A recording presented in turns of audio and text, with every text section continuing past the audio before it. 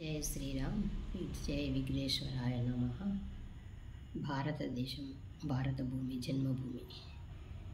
ఏ దేశమేగినా ఎందు కాలిడినా, ఏ పీఠమెక్కినా ఎవ్వరెదురైనా, పొగడరా నీ తల్లి భూమి భారతిని, నిలుపరా నీ జాతి నిండు గౌరవము.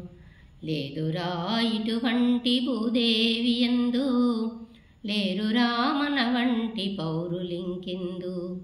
ఏ పూర్వపుణ్యమో ఏ యోగ బలమో, జన్మించినాము ఈ స్వర్గలోకమున.